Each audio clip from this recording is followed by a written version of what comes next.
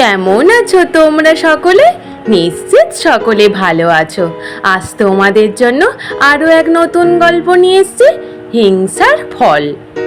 গোপাল সকাল সকাল গিন্নিকে বলে, ও গিন্নি, আমি চুল কাটতে গেলুম।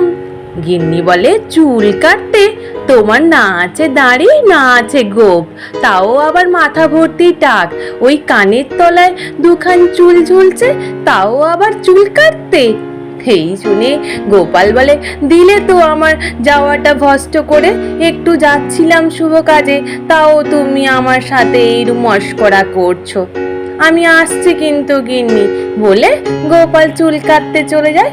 তারপর চুল কাটার সেলুনে গিয়ে চুল কেটে অমনি তারপর গোপাল বলে, বাবা, এত সুন্দর করে তুই চুল কেটে দিলি, মনে হচ্ছে আমার 10 বছর কমেই গেল। এদিকে সে মন্ত্রী মশাইও পেছন পেছন চুল কাটতে আসে।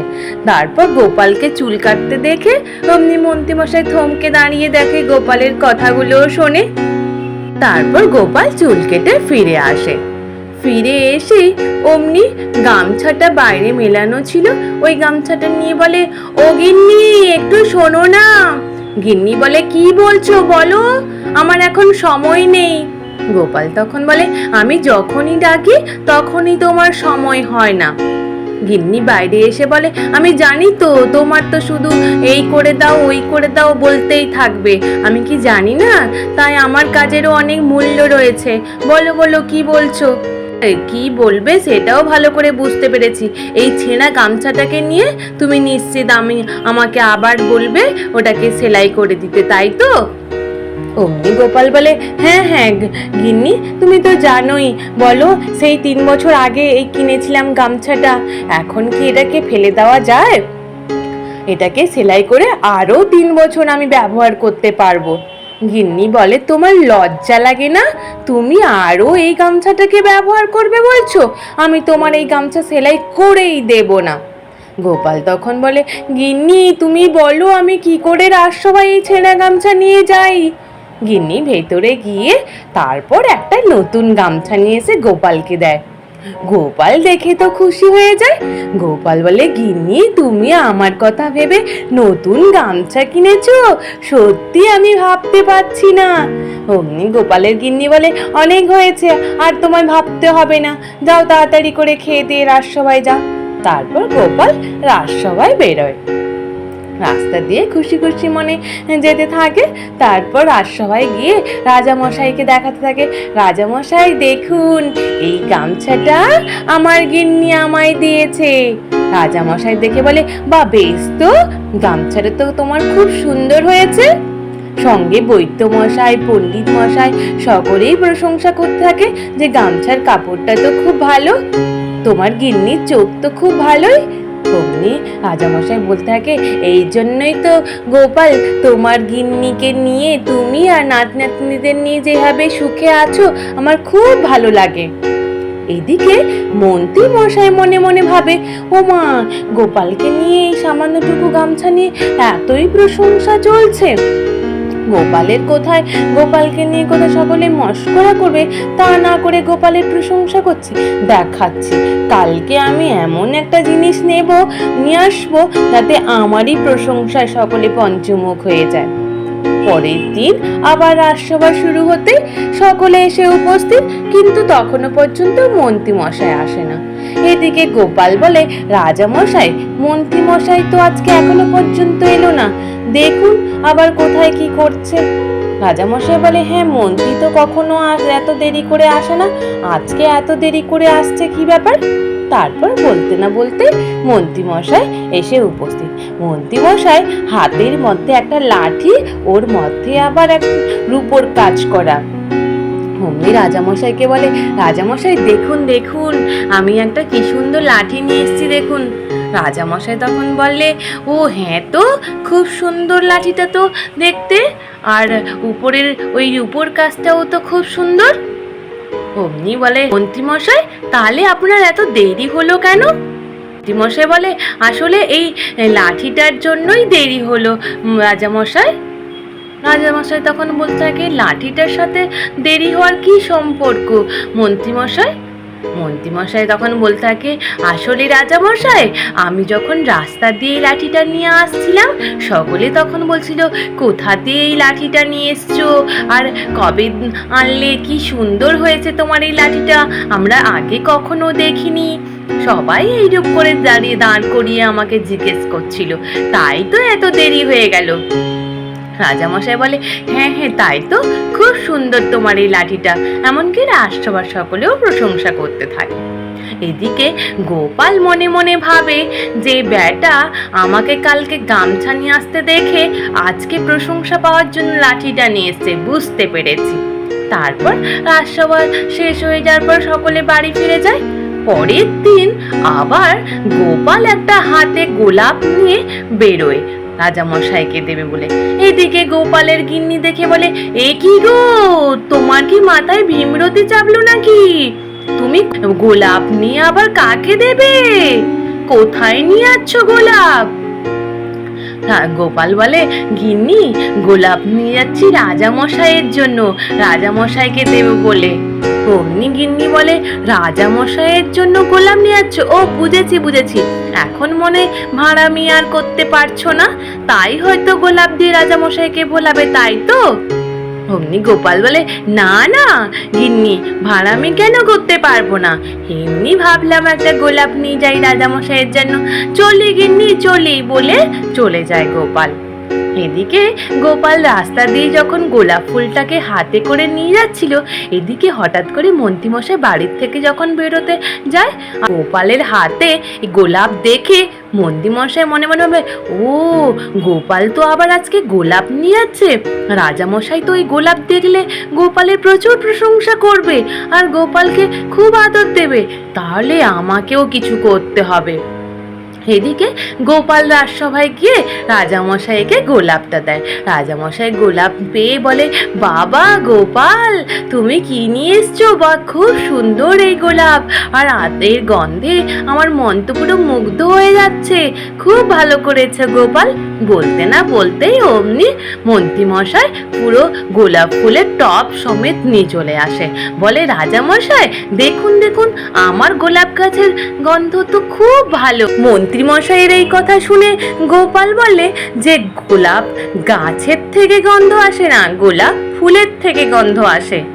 অমনি মন্ত্রীমশাই বলতে থাকে, এই গোপাল তুমি চুপ করো তো, রাজামশাই দেখুন আমার গোলাপ অনেকগুলো আছে, আর গোপালের তো একটা মাত্র গোলাপ, আমার এতগুলো গোলাপ থেকে অনেক গন্ধ বেরোবে, এমনকি আপনার ঘনে গন্ধে ভরে যাবে, আপনি আমার গোলাপটাও নিয়ে দেখুন। রাজামশাই বলে, হ্যাঁ হ্যাঁ বুঝতে পেরেছি মন্ত্রী, তোমার গোলাপগুলো খুব ভালো, আমি জানি তুমি গোপালের থেকে অনেক বেশি ভালোবাসো, সে আমি ভালোভাবেই বুঝতে পারছি। তারপর সভা শেষ হয়ে যাওয়ার পর পরের দিন গোপাল রাজামশাইয়ের সাথে বাগানে এসে দেখা করে। বলে, রাজামশাই বুঝতে পারছেন? রাজামশাই বলে, হ্যাঁ সব তো বুঝতে পারছি গোপাল, যে তুমি যা কিছু করছো মন্ত্রীমশাই তাই কিছু করছে নিজের প্রশংসা পাওয়ার জন্য। অমনি গোপাল বলে, শুধু হিংসার বশে রাজামশাই তো আমাকে চোখে দেখতে পারে না, আর আমার সাথে হিংসা করতেই থাকে, তাই নিজে প্রশংসা পাওয়ার জন্য এগুলো কিছু করছে, তার জন্য একটা কাজ করতে হবে রাজামশাই। রাজামশাই বলে, কি করতে হবে গোপাল, বলো কি করবে? গোপাল বলে, রাজামশাই আমি আপনাকে বলবো যে একটা প্রাসাদ বানিয়ে দেওয়ার জন্য। অমনি আপনি রাজি হবেন না, তারপর আপনাকে আমি আবার বলবো যে তাহলে নবাবের কাছ থেকে আমি একটা প্রাসাদ বানানোর কথা বলবো। অমনি আপনি বলবেন, ঠিক আছে, তাহলে নবাবকে তুমি বলতে পারো। এইটুকুই আপনি হ্যাঁ বললেই তাহলেই হবে। এই কথা শুনে পরের দিন আবার রাজসভা শুরু হতে গোপাল বলতে থাকে, রাজামশাই আমার একটা আবদার রয়েছে। রাজামশাই বলে, কি আবদার বলো গোপাল? গোপাল তখন বলে, রাজামশাই বলছিলাম কি, আপনি যদি আমাকে একটা প্রাসাদ বানিয়ে দেন। এই শুনে রাজামশাই বলতে থাকে, যে প্রাসাদ, ও তো সম্ভব নয়, আমি তোমায় প্রাসাদ বানিয়ে দিতে পারবো না। এদিকে পণ্ডিত মশাই, তারপর বৈদ্য মশাই বলে, গোপালের আবার প্রাসাদে থাকার ইচ্ছে হয়েছে নাকি? মন্ত্রী মশাই তো ঠাট্টা করে বলতে থাকে, প্রাসাদে থাকবে? রাজা মশাই আবার প্রাসাদ বানিয়ে দেবে ওকে? এদিকে রাজা মশাইকে আবার গোপাল বলতে থাকে, রাজা মশাই তাহলে আমি নবাবকে একবার বলি, আপনি তাহলে আদেশ দেন। অমনি রাজা মশাই বলতে থাকে, ঠিক আছে তুমি নবাবকে বলতে পারো, তাতে আমার কোনো অসুবিধা নেই। তারপর গোপাল বাড়ি ফিরে আসে। বাড়ি ফিরে এসে অমনি একটা জামা কাপড়ের পুটলা বেঁধে নিয়ে গিন্নিকে বলে, গিন্নি আমি এখন চললুম মুর্শিদাবাদ, এখন নবাবের কাছে গিয়ে আমার প্রাসাদ বানানোর কথা বলি। অমনি গিন্নি বলে, মুর্শিদাবাদ তুমি কবে আসবে? গিন্নিকে বলে, আমিও চলে আসবো 2-1 দিনের ভেতরে, তুমি চিন্তা করো না গিন্নি বলে অমনি গোপাল পৌঁছে যায় মুর্শিদাবাদে। ওখানে গিয়ে নবাবের সাথে দেখা করে। নবাবকে বলে, নবাব আসলে আমার একটু আবদার ছিল আপনার কাছে, আমার একটা প্রাসাদ বানিয়ে দেবেন? নবাব তখন বলে, হ্যাঁ সে বা বানিয়ে দেব ঠিকই, কিন্তু প্রাসাদ বানিয়ে দিলে তার যে খরচাপাতি আছে সেগুলো তো তোমায় দিতে লাগবে। অমনি গোপাল বলে, হ্যাঁ হ্যাঁ আমি দিয়ে দেবো, তবু আপনি বলুন কত খরচ হতে পারে? অমনি নবাব বলে, রোজ 10 মোহর করে, মাসে 300 মোহর তোমায় দিতে লাগবে। গোপাল তখন বলে, নবাব প্রাসাদ বানানোর পরে প্রথম 1 মাস আমি আপনাকে মোহর দিতে পারবো না, তখন নইলে আমি আপনার হয়ে কাজ করব। অমনি নবাব রাজি হয়ে যান, তারপর প্রাসাদও বানিয়ে দেন। গোপাল ওই প্রাসাদে থাকে। এইদিকে রাজসভায় গোপাল আসছে না দেখে মন্ত্রী মশাই বলতে থাকেন, রাজা মশাই অনেক দিন তো হয়ে গেল, গোপাল তো রাজসভায় আসছেন না, আপনি তো কই কিছু বলছেন না রাজা মশাই? রাজা মশাই বলে, হ্যাঁ হ্যাঁ গোপালের তো চিঠি এসেছিল আমার কাছে, গোপালকে তো নবাব প্রাসাদ বানিয়ে দিয়েছেন। এই শুনে মন্ত্রী মশাই তো চক্ষু চড়ক গাছ। মন্ত্রী মশাই মনে মনে ভাবে, গোপালকে নবাব প্রাসাদ বানিয়ে দিল, তাহলে তো আমাকে ওই প্রাসাদ নবাবের কাছ থেকে আবার বলে আমাকে বানিয়ে দেওয়ার কথা বলতেই হবে, দেখি নবাব আমাকে প্রাসাদ বানিয়ে দেয় কিনা। ওদিকে মন্ত্রীমশাই রাজসভা শেষ হয়ে যাওয়ার পরে ঘোড়ায় পিঠে করে মুর্শিদাবাদ পৌঁছায়। এদিকে গোপালের প্রাসাদকে দেখতে পেয়ে ও বলে, গোপাল তুমি প্রাসাদে বসে বসে হাওয়া খাচ্ছ? গোপাল তখন বলে, হ্যাঁ মন্ত্রীমশাই, এই যে দেখুন আমার প্রাসাদ কেমন লাগছে। এদিকে মন্ত্রী মশাই মনে মনে ভাবে, হ্যাঁ ভালো তো অবশ্যই, আমিও দেখি আমি নবাবের কাছ থেকে প্রাসাদ পাই কিনা। অমনি নবাবের কাছে যায়। নবাবকে গিয়ে বলতেই নবাব দূর দূর করে তাড়ায়, যাও এখান থেকে, প্রাসাদ তোমায় আমি প্রাসাদ বানিয়ে দেব, তুমি যত দুষ্টু বুদ্ধি তোমার মাথায়। ওইদিকে মন্ত্রী মশাই বেচারি মন খারাপ করে মাথা নিচু করে আসতে থাকে। গোপাল মন্ত্রী মশাইকে দেখতে পেয়ে বলে, কি মন্ত্রী মশাই, আপনাকে নবাব প্রাসাদ বানিয়ে দিল না? তাহলে একটা কাজ করতে পারেন, আমার তো খুব দয়ার শরীর, যদি মনে হয় তাহলে আমার প্রাসাদটা নেবেন, তাহলে আমি আপনাকে দিয়ে দিতে পারি। এদিকে শুনে মন্ত্রী মশাই বলে, তাই গোপাল সত্যি সত্যি তুমি তোমার প্রাসাদটা আমায় দিয়ে দেবে? গোপাল তখন বলে, হ্যাঁ হ্যাঁ অবশ্যই তোমায় দিয়ে দেবো, কিন্তু তার জন্য আমার হাতে যে কাগজপত্রগুলো আছে এতে আপনি আপনার স্বাক্ষর দিয়ে দিলেই হবে রাজসভার সকলের সামনে। মন্ত্রী মশাই বলে, হ্যাঁ হ্যাঁ ও কোনো অসুবিধা নেই, আমি সব স্বাক্ষর করে দেব। তারপর রাজসভায় গিয়ে মন্ত্রী মশাই স্বাক্ষর দিয়ে দেয়। এদিকে গোপাল বলে, ওই বাড়ির সমস্ত খরচাপাতি কিন্তু আপনার। হ্যাঁ, মন্ত্রী মশাই কোনো কথা কানে না নিয়ে আর খুশিতে ওই প্রাসাদে গিয়ে নৃত্য করতে থাকেন, বিছানার মধ্যে বিছানার বাইরে। এদিকে 1 মাস হয়ে যাওয়ার পরে অমনি প্রহরীদেরকে পাঠায় নবাব প্রাসাদের খরচাপাতি তোলার জন্য। এদিকে প্রহরীরা এসে বলে, মন্ত্রী মশাই আপনি কি এখন এই প্রাসাদটা কিনে নিয়েছেন গোপালের কাছ থেকে? মন্ত্রী মশাই বলে, হ্যাঁ হ্যাঁ গোপাল তো আমায় দিয়ে দিয়েছে।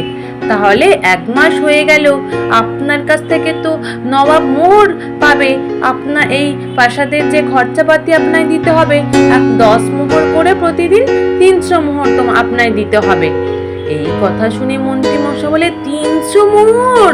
আমি 300 মোহর কোথা দিয়ে পাবো? আমাকে তো গোপাল এমনি দিয়েছিল প্রাসাদটা। ওরা তখন বলতে থাকে, আপনি স্বাক্ষর করেননি ওই কাগজের মধ্যে? ওই কাগজটার মধ্যেই তো সবটাই লেখা ছিল।